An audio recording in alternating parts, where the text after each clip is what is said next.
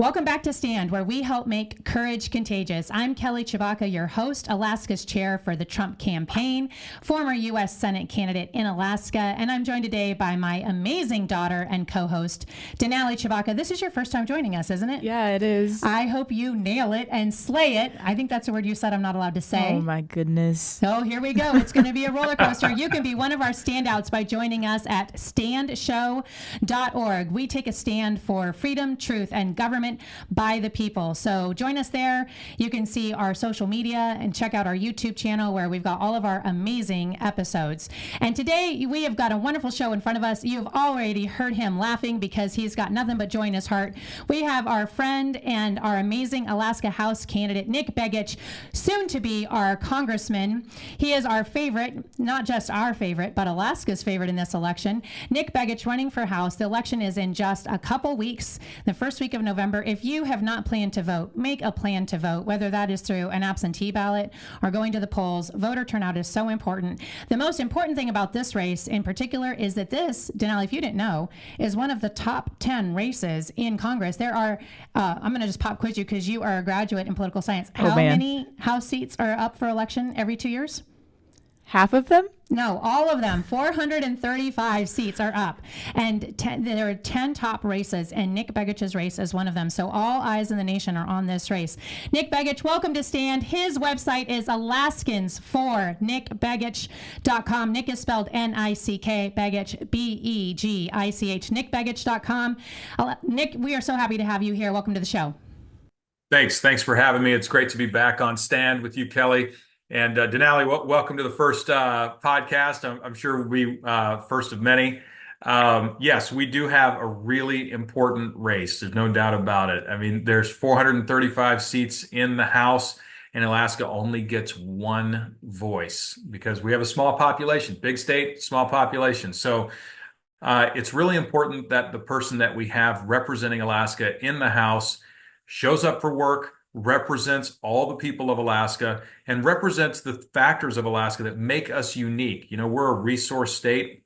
I think that's something that everyone who's been in Alaska for longer than 5 minutes knows and understands.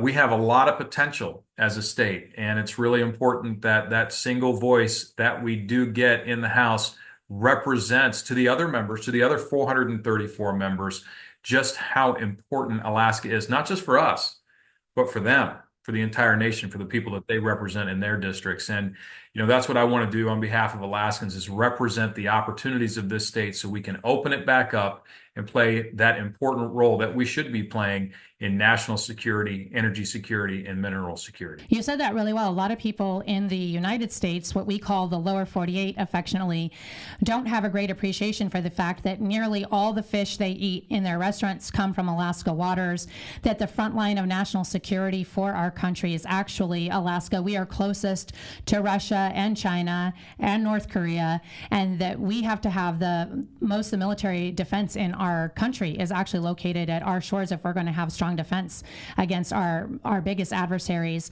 So much of what happens in Alaska for energy security, and I would say energy dominance in our country, actually is dependent on what we do with Alaska. And the Biden administration, and what we'd call the Harris administration, because it's not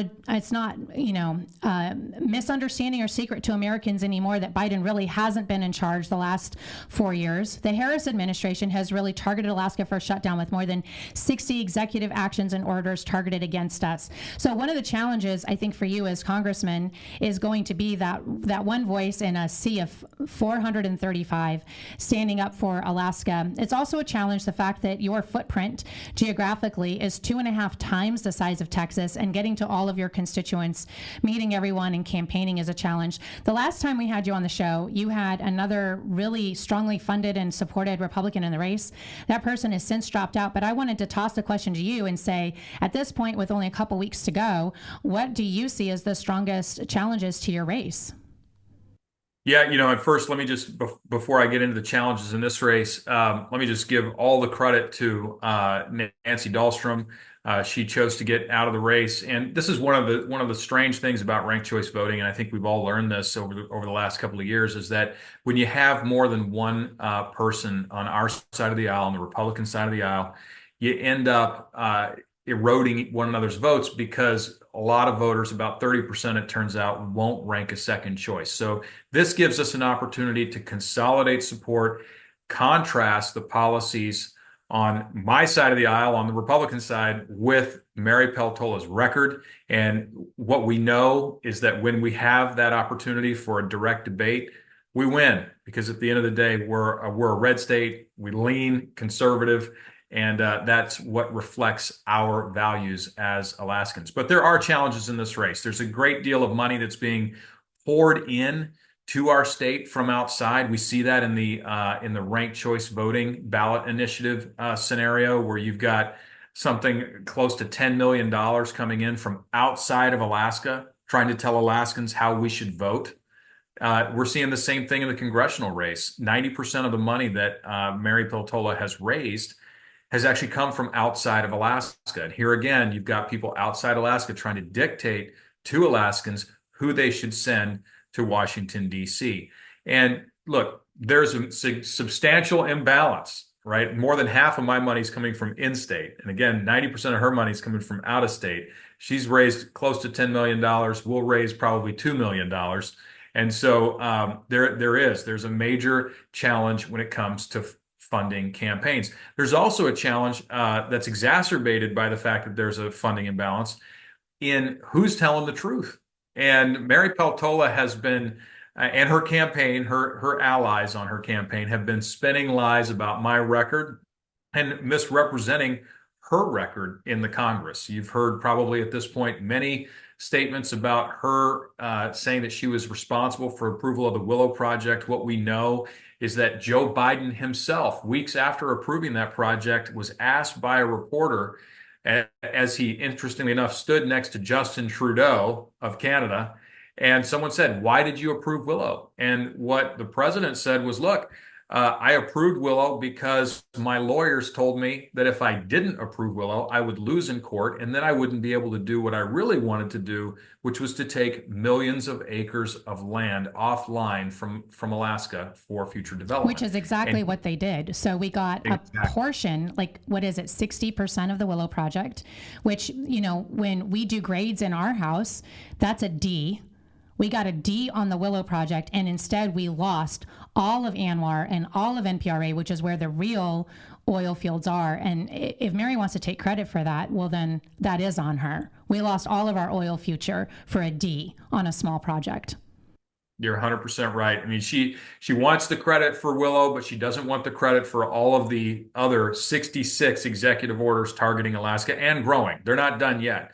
And what I've told folks is, if God forbid, Harris become the next president. I don't believe it's going to happen. But if it did happen, what we've seen under Biden is just a preview of what we would see under a Harris administration. And I'll tell you, look, for folks out there that are worried about the future of the state of Alaska, it matters who we elect for president. It also matters who we send down to D.C. on our behalf, because the entire House is looking for that one voice from our state to understand, what do Alaskans want? What do we want to see for our state? And what we've seen from Mary Peltola is a mixed record at best on resource development, right? She wants to take credit for Willow, but what she'll never tell the public, I will, but she'll never tell the public, is when she had an opportunity to stand up against those executive orders, there was a bill that moved through the House Resources Committee called the Alaska's Right to Produce Act. It wasn't a bill that she started. It was actually a bill introduced by a member from another state for our state's benefit. She co-sponsored a Dear Colleague letter.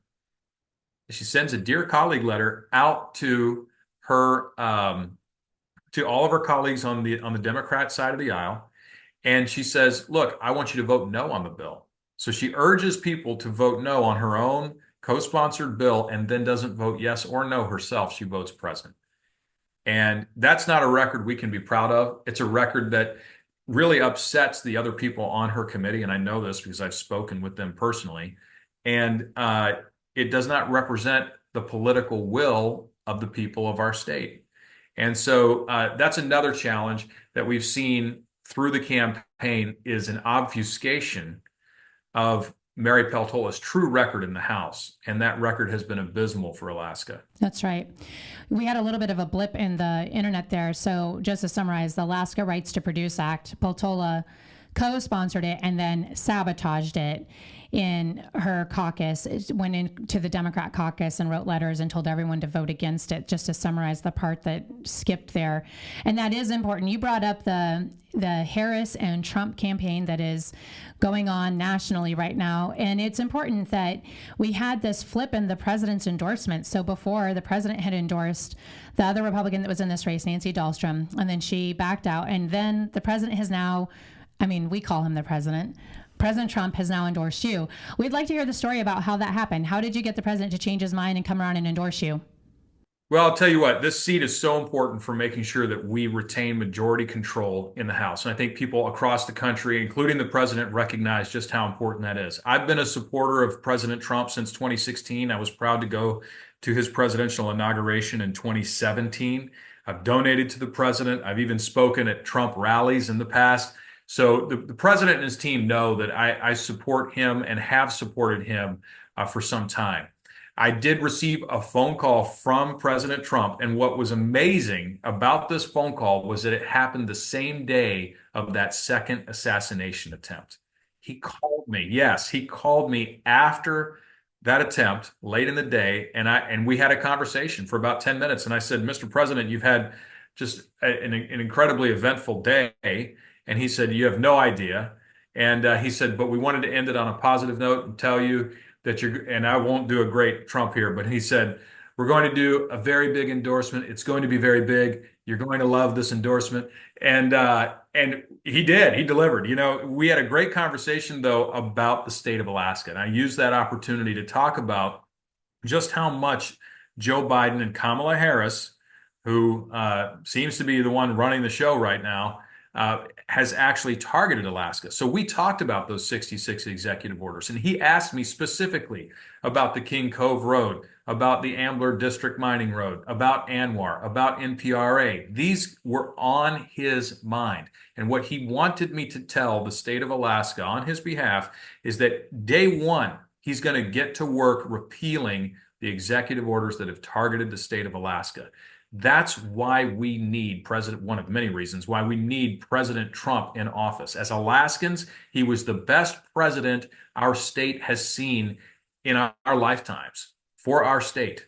And we need him back so that we can open up the state and provide the resources that our country so desperately needs, whether that's minerals, energy, or as we mentioned earlier, national security.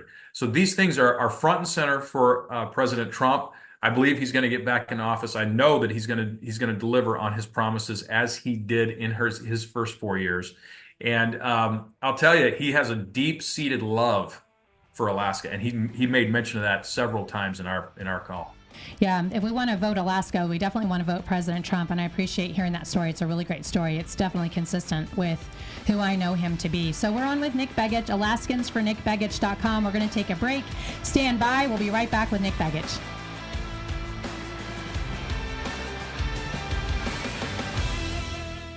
The Emerald is Alaska's first multi-level senior activity program made specifically for elder Alaskans and those with physical disabilities. It's located in Midtown Anchorage, and the facility offers unprecedented views of downtown Anchorage and the inlet from a newly renovated building. The goal is to encourage a spirit of independence and foster community integration. Experience a new senior care program built by Alaskans for Alaskans. Call Julie today at 907-830-8212. Gene's Chrysler Jeep Dodge and Ram trucks, providing the cars, trucks, and SUVs that keep us working, keep us playing, keep us moving forward. And for over 75 years, Gene's has been helping keep us connected. Gene's Chrysler Jeep Dodge and Ram, the official dealership of life in Alaska. Together we are strong. In Fairbanks and online at jeanschrysler.com.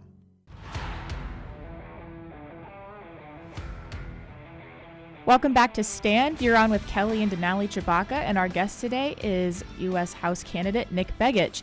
So, Nick, as you well know, election integrity is a really big deal to us in Alaska up here, and there's been a lot of concerns raised with it, especially because recently the Alaska Supreme Court ruled that Eric Hafner, a felon currently incarcerated on the East Coast, is Never been in Alaska, and he's somehow on our ballot as one of the top 4 finishers, and he's a serious contender for House. Yeah, competing against you. He could be our next U.S. congressman. Right? Yeah. So I wanted to get your thoughts on that, on the Hafner affair, and also what your thoughts are on increasing election integrity in Alaska and the rest of the United States should you win. Yes, these are great questions. First of all, I was surprised to learn. I remember the first time that I learned, a few years ago, that in fact you can run whether you're a resident of a state or not for Congress. It really doesn't matter. And we see, because of ranked choice voting, we see more and more people from outside of Alaska registering to run in Alaska. They're not residents. And in the case, as you point out, of Eric Hafner, he's never lived in Alaska. Never been to Alaska, but there's nothing constitutionally that prevents somebody from doing that as long as they live in the district before they take a seat in Congress. So what he's doing is constitutional. It's a little odd, and I think in most cases around the country, people see that, they recognize that that's not truly reflective of who they are. Typically people are going to be electing people that are from the district that they're in. And certainly from the state that they're representing, but yes. So Eric Hafner did make the ballot, and this is one of the strange wrinkles of ranked choice voting. You had some folks drop off, and he received enough votes that he became one of the top 4 finishers in the end in the general election. And you saw what the Democrats did. They took this all the way to the Supreme Court because they didn't want to see a second Democrat on the ballot. And it wasn't anything to do. It was interesting. It wasn't about whether Eric Hafner was a resident of Alaska. It wasn't about really whether Eric Hafner was a felon. It was about, for them, whether they had a second Democrat on the ballot. And they acknowledged in their court filings for the first time as a party that a second person from their party could create problems for their preferred Democrat candidate. And so finally, we have an admission from the Democrat Party in Alaska. Ranked choice voting is problematic for them. We know it's problematic for others, and so that was progress, I think. But look, at the end of the day, they're going to have to defend their record. Mary Peltola's got to defend her record. She has not been forthcoming about which presidential candidate she would like to see in the president's office in 2025. And so Eric Hafner has. And that's one of the interesting things about running elections. You get to find out who people really are and what they believe and what their positions are. And from what I've understood, Eric Hafner is a strong supporter of Kamala Harris, and I assume that he's giving some Democrats an alternative choice. That's right. She said she was open to supporting President Trump because obviously President Trump's going to sweep the state of Alaska, and she has not committed to supporting Kamala Harris. She's since backtracked on the support of Trump because she got such backlash for it. However, I think you're right that when she's in D.C., Mary Peltola is a far left Democrat, but when she's in Alaska, she has to play moderate to right of center because that's what her constituency is. And so we're seeing that same flip-flopping that's really hurting Kamala Harris right now with the base that would otherwise support her. And I've also seen the polls that show Eric Hafner has a lot more support in Alaska than he should. And I agree with you that this jungle primary that has come in with ranked choice voting, the problem is that it's taken us away from protected primaries where the parties actually got to screen and vet candidates. So we have these charlatans running that have no screening or vetting. And we know a good number of Republicans, there's been media coverage on this, who went and voted for Eric Hafner to put him on the ballot so that it would weaken the Democrat base and quite likely give you a victory. In the same way that we know that there was a run on the Senate candidate in 2022 who was the Hollywood actress. All of her donations were from outside. She never got a penny from an Alaskan because she was here posing as an Alaskan with a fake name and a fake Alaska address to try and win our Senate seat. And that's what happens when you have these jungle primaries and this ranked choice voting that actually doesn't represent Alaskans at all. But it'll be interesting to see what happens with this, as you said, this wrinkle critical and ranked choice voting could actually play in our favor, where Republicans have actually gotten together on this, if you will, and have said, let's just treat this as a normal primary, and we are consolidating the base and choosing to drop out. And I'm really happy about the choices that we made in this congressional race, and instead put one candidate forward. And it'll be really great to see that the will of the people is actually reflected in the choice of the election. But Denali, you had another question, right? I did, absolutely. So speaking of Mary and how poor her representation of Alaska is, I wanted to ask, we've noticed that she's missed approximately 45% of the votes that she's supposed to show up for in Congress. She's sabotaged bills that she's put forward. She's clearly not doing what's best for Alaska while she's down there in the DC swamp. And I wanted to ask you, how do you plan on making up for what's essentially 2 years of representation that Alaska has lost? We have one House seat, and we've basically lost 2 critical years to pick up our state and turn things around for us. So how will you make up for that should you win? That's a great question. Let me just start by saying there was a survey that came out this week from Wallet Hub, and Wallet Hub did a survey on the hardest working states in the country. And Alaska was number 2 behind North Dakota. And when you look at the numbers more closely, you see that actually Alaska's number 1 in terms of hours worked per worker, right? At 41 hours a week on average. So number 1 in the country for hours worked. And we have a representative right now that is often not showing up for work. And that doesn't really represent the hardworking people of our state. The hardest working people in America are not being represented by someone who's working hard. And so there is going to be a lot of work to be done to catch up over the last 2 years. And what I've done in every opportunity that I have, I mentioned the opportunity with President Trump to speak with him about the executive orders targeting Alaska. I've spoken with Speaker Mike Johnson. I've spoken with House Majority Whip Tom Emmer, and I've had conversations extensively with Steve Scalise, the majority leader in the House, about this issue. And I've told them to a person, look, we need to not just push back against the executive orders. I want President Trump to repeal these orders 100%, but we have to do more. Okay. And what we need to do is we need to lock in Alaska's right to produce its resources into law. So there are opportunities in the Congress. Budget reconciliation is the first major opportunity for us to find as many of these priorities that we can that will have a budgetary impact that would pass what's called the Byrd Rule in the Senate, so that we can move this through budget reconciliation and lock in more tightly Alaska's sovereign right to produce its resources. And so that's the number 1 priority that I have for Alaska going down to DC, is to work with the Republican conference, the Republican majority in the next Congress, to lock in Alaska's ability to produce, so that that pendulum doesn't swing so far for our state every time that a Democrat gets into office and decides they want to turn us off. It's a really good point. It seems even when it is locked into law, there's executive orders that overturn it. But I really like the way that you just captioned that. We have a hardworking state represented by a congresswoman who's hardly working. And that is a problem, because it's not gonna do us well.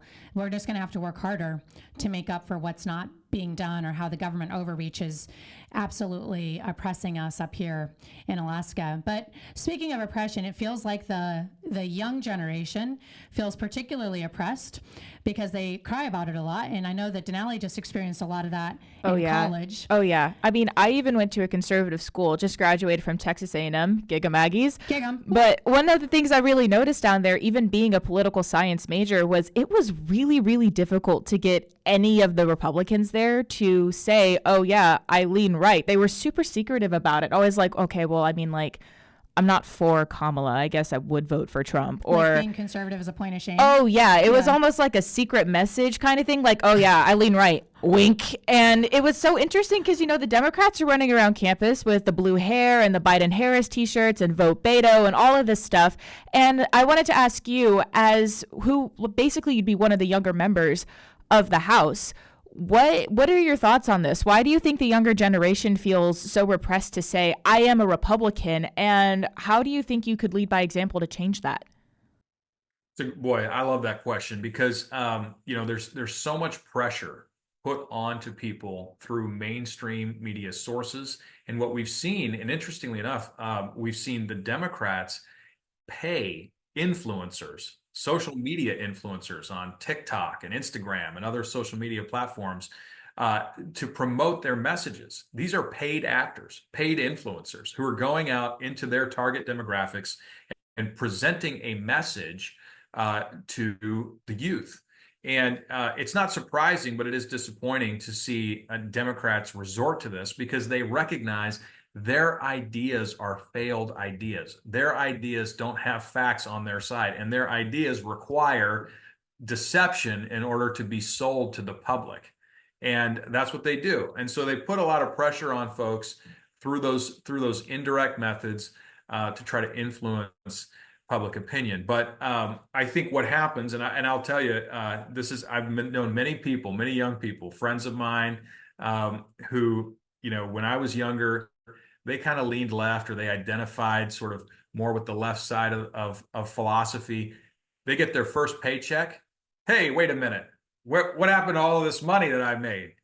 Oh, well, it had to go to this bucket and that bucket and this tax and that tax. And pretty quickly, people start to lean a little more conservative because they recognize that they're not getting their money's worth. The government's taking that money, and what are they doing with it? What benefit do they see? And so I think when people graduate and they hit the real world and they start to have to make tough decisions about budgets and about how much they're going to have to work in order to pay for the lifestyle that they were hoping to have, those things start to get people shook loose of some of the indoctrination that happens even in a conservative university.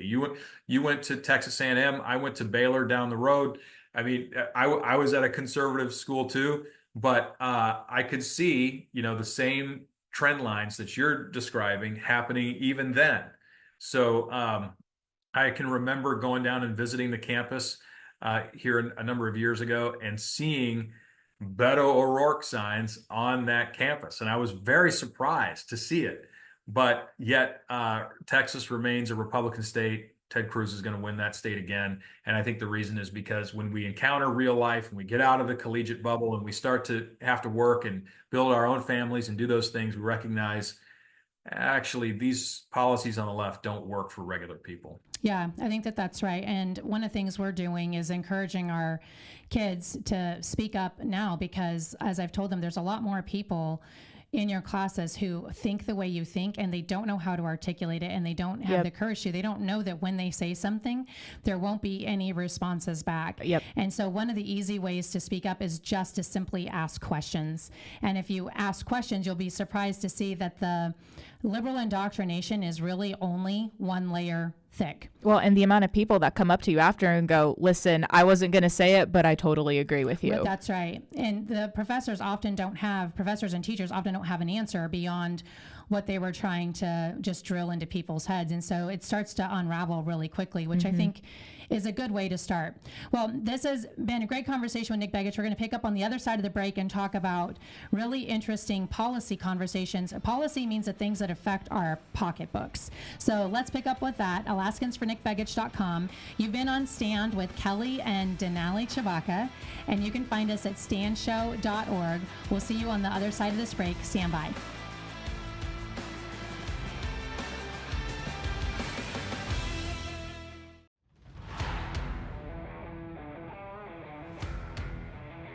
You're back on Stand with Kelly and Denali Tshibaka for Denali's first show. Denali, you've been doing fantastic. Why, thank you, Mom. Yeah. We've talked a lot about economics because you are starting out life just having graduated from college. Yep. How has Bidenomics affected you? I don't like it. I want Trump back. Nick Begich, let's talk about the economy because you've got really great policy positions on this. How do we get the economy back in the 4 years that Trump would be president when you're in Congress? Well, there's so many things that need to be done. I mean, let's just go through a list. One, interest rates need to come back down. Interest rates are far too high. What happened was that the Federal Reserve, in attempting to address a hot economy, decided that interest rates, which is their old standby, would be the mechanism, the lever that they would pull in order to slow things down. The problem is that the root of our issues wasn't low interest rates. The root of our issues was the fact that the government was spending too much money and printing money in order to do it. And so the Fed accommodated that, blew up their balance sheet to historic levels in order to finance this excess government spending. And all that extra money started flowing through the economy. And as the velocity of the economy picked up, it heated the economy up too much. What they needed to do was reduce the size of their balance sheet, reduce some of the liquidity occurring in the economy, and keep interest rates low. And so instead, they made a policy mistake, and a lot of people have paid for it, especially young people, right? Young people who are saving for their first home, or who are taking out those student loans at high interest rates. And so this high interest rate environment penalizes youth far more than it penalizes older Americans who've already locked in their mortgage rates at low rates. And what we've seen is that they're just not moving. People aren't moving out of their homes. They're just staying where they're at. They're locked in at a 2% rate, saying, in fact, they can't afford to move. So mortgage payments, here you have young people, I've met them all over the state. They say, look, I've saved money for my down payment, but now I can't afford the house payment because it's up 60% because of these interest rates. So that's one thing we need to do. A second thing we need to do is we need to reduce the annual deficit size. It's too large, and it's actually about to tip us into a debt spiral that we can't get out of as a nation. And we've seen this in Japan. Their currency has devalued 30% in the last 18 months because this same set of policies that we're pursuing today, they pursued 20 years ago, and they're paying the piper now. And it impacts our ability to maintain the American way of life if we abuse the privilege of being the world's reserve currency. If you go back in time and you look, we weren't always the world's reserve currency. There was Great Britain and Portugal and France and Spain. And these nations made the same mistakes that we're making now when they lost their reserve currency status. So we have an exorbitant privilege in having the world's reserve currency. If we spend more money than we're taking in, over time, we'll lose that privilege, and the American way of life will suffer. So I tell people, go to your closet, go to your garage. Tell me how much of that stuff was made in America. There's going to be a few things, but there's not a lot. And the reality is the people in these other nations are trading their labor and raw materials for our dollars. They value our dollars quite literally more than they value that labor and those materials. And so we make a trade. Well, if we don't have that ability to make that trade, a lot of the things that we enjoy in this country will not be available to us in the future. Yeah, that's right. So, well, speaking of, so it's more than, go ahead. Yeah, go ahead. that's good. Speaking of things spiraling, another thing we've noticed is spiraling, according to reports, is IQ rates. IQ rates are dropping. Yes, and a lot of that comes back to our education system. What's your take on parental rights in education? It seems like this is a big concern across the country. It's a huge issue. And, you know, this is a big issue in our specific campaign. Mary Peltola voted against a bill that would ensure that parents have some just fundamental basic rights when raising their kids. You know, we trust the public school system to educate our kids, to protect our kids. And as a parent of a 12-year-old, you know, I put a lot of trust in the school system to do that. I'm not there in the classroom. I've got things going on. Parents all over the state, many of them are two-income households. They don't have time to watch everything that's happening inside that classroom. So there's a lot of trust that goes in to the schools to ensure that those kids are being taken care of and they're being educated properly. Well, this bill would simply just say, look, as a parent, you have the right to know what's being taught in the classroom. What pronouns are being used to refer to your child when they're at school? What books are available in the school libraries? These are simple things, and it's public education. And you're paying for it. And you know, what right does the state, when I say the state, I'm talking about the federal government or government generally, what right does the state have to stand between you and your child? Mm-hmm. It's almost None. like turning a public school into a prison when that happens. That when they go into school, you lose all rights to them, and they lose all rights to you. And I don't think we want to turn public schools into prisons or children into inmates. Yeah, you know what? You're right. The truth of the matter is, and I want to be real clear, it's not all educators. It's not most educators. It's a handful of educators that are using that privilege, abusing the privilege that's been given to them to take time in a classroom that should be dedicated to math, science, reading, writing, accurate history.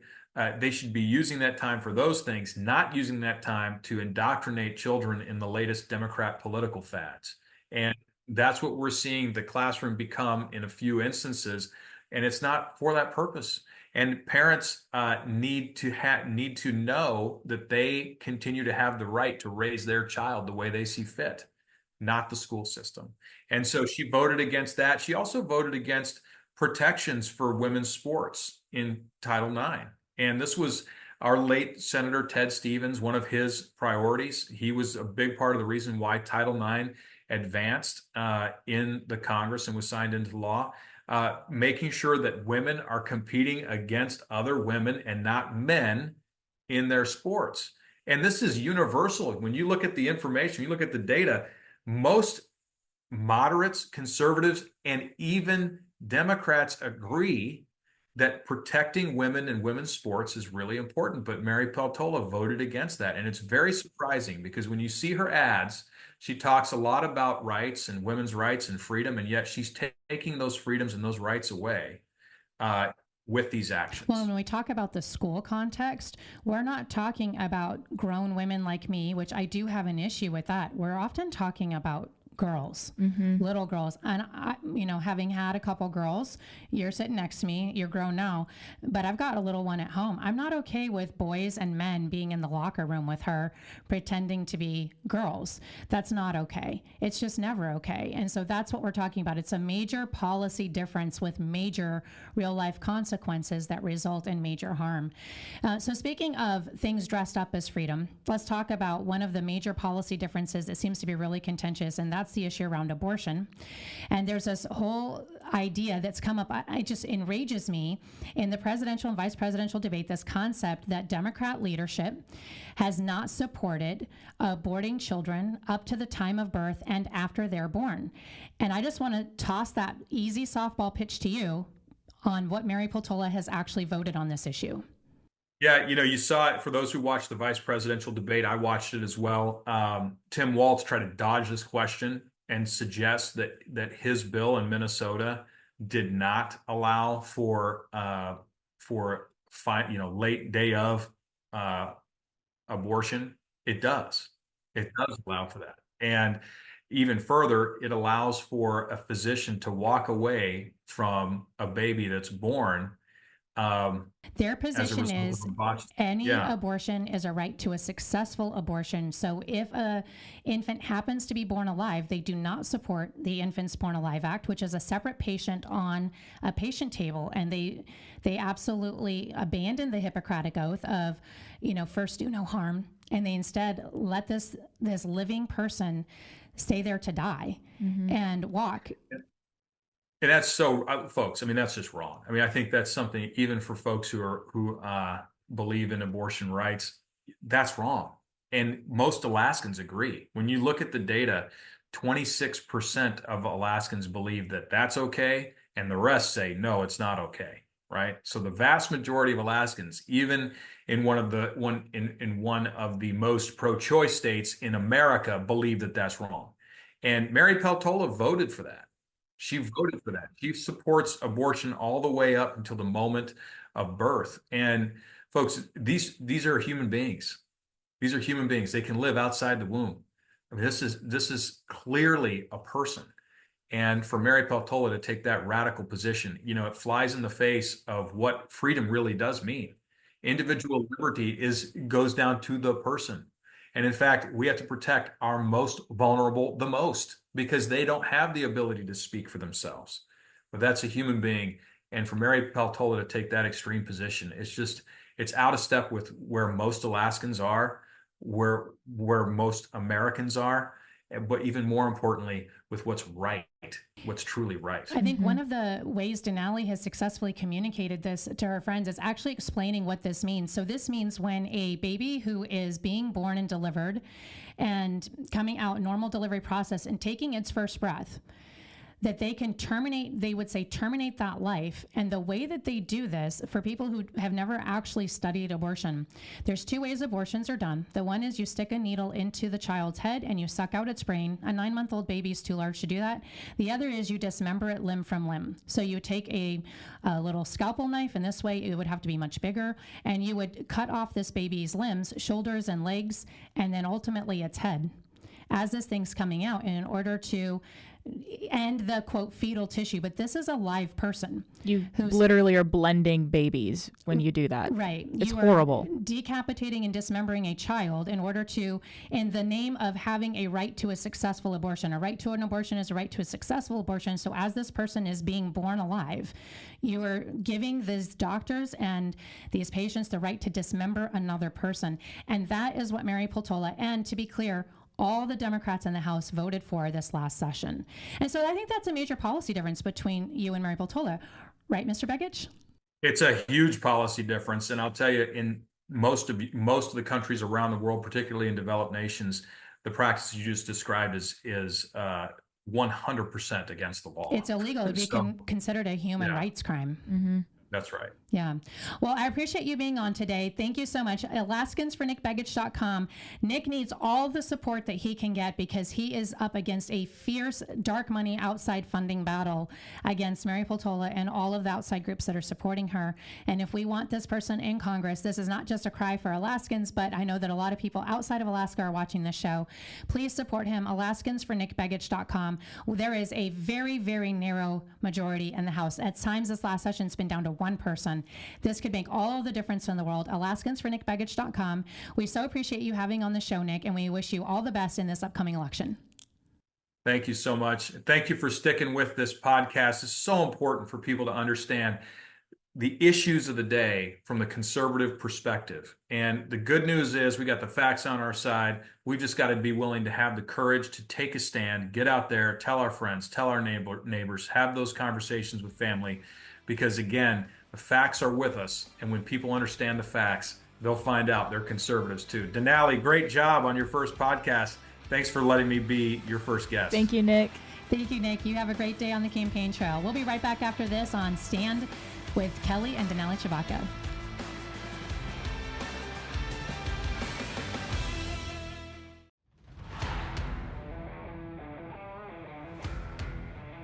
Welcome back, Standouts. You're here with Kelly and Denali Tshibaka, where we just finished interviewing Nick Begich, our Republican candidate for the House. You know, one thing that I think is really interesting that is so controversial this election is the abortion question. And as someone who just graduated from college, of course, that's one of the dominant topics on campus. But what I think is really fascinating is just how the pro-choice movement has spun all of their arguments to get the younger generation in support of it. But I'm noticing a lot more people my age are falling for it less and less. What are you seeing? Well, one thing that I've noticed is that they've started talking about abortion as if it's some kind of plan C almost. Like a contraceptive? Yeah, like if your plan B pill doesn't work or your condom doesn't work or you just refuse abstinence, well, here's abortion. You can just terminate your pregnancy like this. And one thing I've noticed is a lot of the women my age are saying that's not how that works. They're not looking at abortion as a contraceptive. They're looking at it as usually like a Hail Mary, but also often a path that shouldn't actually be pursued at all. That's interesting. That seems like a real change in how your generation is seeing it. And abortion and birth control and contraceptives are not the same thing. They're very different. And I think it's really important that your generation is understanding that. How do you feel about birth control? I'm for birth control. I think there's any number of reasons why a person might take it. And I know you are too, despite those rumors that were coming out during your election. But yeah, I think that contraceptives in and of themselves are totally fine, but abortion is not a contraceptive. Yeah, it's a very different choice. The other thing that we started to chat about in our family is the idea of choice. And that choice is, it's the slogan phrase. People will kind of plant their camps around basically one word. Yeah. This whole debate comes down to one word. But I remember when I worked in a crisis pregnancy center and had these conversations with vulnerable women in crisis pregnancies behind closed doors, most of them were not in a situation where they didn't have a choice in getting pregnant. They'd had a choice, but they did not feel like they had a choice about having a baby. Most of them felt like they did not have the support. They wanted to have a child. That's why they were at the center, but they did not have the support they needed to follow through on having a child. So they either didn't have the relationship support or financial support or support within their family. And so it almost felt to them like they actually didn't have a choice. And we have to be really honest about the fact that there is a huge billion-dollar industry that pushes and encourages women towards abortion because it makes money. Yeah, it does. And that is actually not supporting choice. It's actually supporting abortion. Yeah. And there are so many women who are vulnerable behind closed doors crying every day because they don't feel like they have a choice. And society is definitely not supporting a choice to keep a child. Yeah. Well, and like, let's talk more about that word choice, because it's so nuanced nowadays. People try to make it seem like it's black and white. My body, my choice. Which I support a when it statement comes you to, and I both agree with. Yeah, I don't want the government telling me what goes in my body or what happens in my body. Right. You don't get to tell me what to do with my body. There's nothing inherently wrong with that statement. The problem is that it does not apply to the abortion debate, because when you are claiming my body, my choice, you are neglecting to acknowledge the fact that there is a second body that has entered the mix, and that is the body of the child. It is not a cluster of cells. Science has proven that life begins at conception. This is true across every species on this planet, including human beings. So when you're saying, we have the conversation, do dead things grow? No, they do not. And so then we've just agreed life begins at conception because those cells are growing. So that's life. So then what kind of life is it? If you leave it uninterrupted, it becomes a human. So that's human life. Exactly. And choice, again, coming back to choice. Why do women get to make the decision, but men don't have a choice themselves? There's three people involved in the choice. There's the mom. There's the baby who has a hard time expressing choice when there's not very many people who have been born alive after abortion to let us know, like Gianna Jessen, right, who has been on our show, to let us know what the abortion process is actually like as a human being, to be burned alive or dismembered or to go through those processes that are so inhumane. And then you have the father. Yeah, the father, who is often ignored until it comes to his wallet. So the woman can decide, I will not have this child, and maybe not even tell him, but also it's time to collect child support. But also there's stories out there about women who don't tell the father that she is pregnant, and then she has a child and she goes, by the way, you owe me child support. How, in what world is that fair? Like, so he doesn't have a choice in whether or not you have this child. And then he doesn't have a choice in whether or not he has to pay for the child, which he can go to jail if he doesn't. That's right. But it just doesn't make any sense to me. And it's easy to make this abstract until you think about that could be one of your sons or one of your brothers. Exactly. That has a long-term relationship with a girlfriend. Well, and when that happens, all of a sudden she's the bad guy. Well, but you defend her when it's not her. Right. In an abstract policy debate, this is her choice. But then when it's your family and he's on the line, he gets married and has another family, but that girlfriend is still entitled to 18 years of child support under our law. It destroys men's lives when you do that. That's right. And they never have a say in it. Actually supportive of choice when we think about the totality of the circumstances. Exactly. It all falls on one party to make that choice, which isn't a choice. That's a unilateral decision. Well, and again, when we think about what's actually happening, a unilateral decision in which she feels like she doesn't really often have a decision. Course. Yeah, I'm not trying to make women out to be the bad guy. Just to be clear, I understand they go through so much with pregnancy. We do, like, as a whole, and it can be so terrifying and so stressful, especially when you don't have that support. Right. And I understand that completely. It angers me so much to see, because, I have 3 brothers and I have a boyfriend and I have male friends. And I've heard stories, including in college, from a guy I used to work with whose girlfriend terminated his baby, and he didn't even know she was pregnant until much later. So when you hear stories like that and you consider how it could apply to people in your life and what that could do to people in your life. How did that affect him? He still tears up when he talks about it. Honestly, like, it happened a couple years ago. He still gets choked up. And it's just like, it's so hard to see that impact on men, and that they don't get to have a choice. And like the entire industry is based in racism and eugenics. That started with Margaret Sanger. We know this. And she started her abortion cry by at first basing it in eugenics and white supremacy. What And is eugenics for people who don't know? eugenics is basically believing that one race or kind of human being is genetically superior to the other, and So it's basically bringing around Darwin's theory by human action. by human action, and you terminate every other species or race that isn't up to par with what you believe is superior. So she was a white supremacist eugenicist in Hitler's inner circle, and she started abortion in America originally in white supremacy. But her timing was off because that was around the time that civil rights started to pick up and people started to see blacks as equal in America and treating them more and more like regular human beings.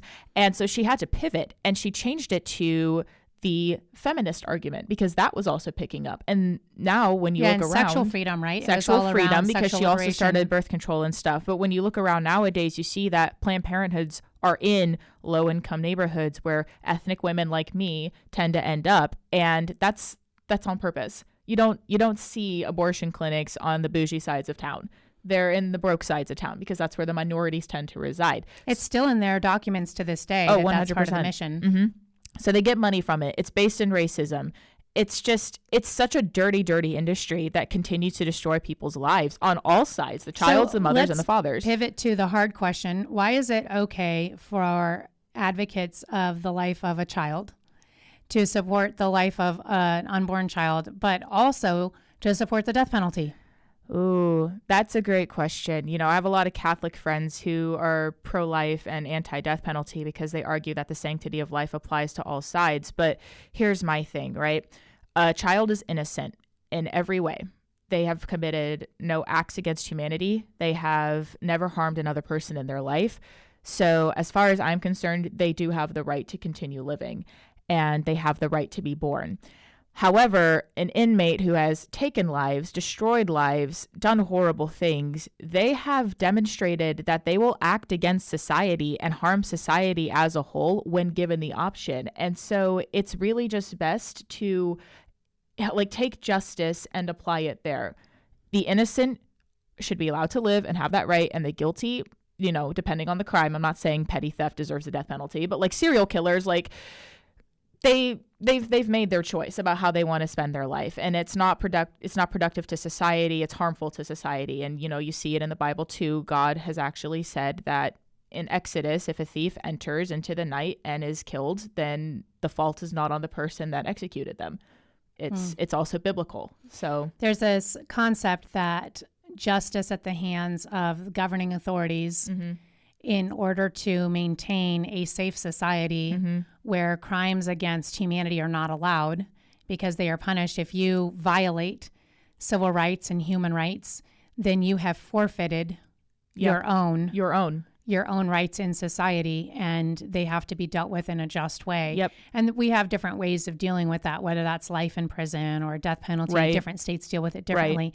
But your rights have been suspended. Your rights for freedom, your rights to life, etc. Yeah. And that hasn't been applied to an unborn child who has not done anything to deserve a penalty from the government. Right. It is an unnecessary penalty being inflicted on an innocent life. And instead, the government has a right, or not a right, an obligation to protect that citizen. Right. I see what you're saying. Yeah. Well, good discussion. I appreciate you offering a perspective, especially of a young voter. This will be your first presidential election. Your first presidential election you're voting in. That's a really big deal. Vote for Trump. And another wonderful episode of Stand. You can become one of our standouts at standshow.org. I thought I'd throw that one to you at standshow.org. And we would love to have you join us, follow us, and be with us on social media. Today, you've been with Kelly and Denali Tshibaka. And we've been happy to have you on Stand. This is where courage is contagious, when we take a stand for freedom, truth, and government by the people.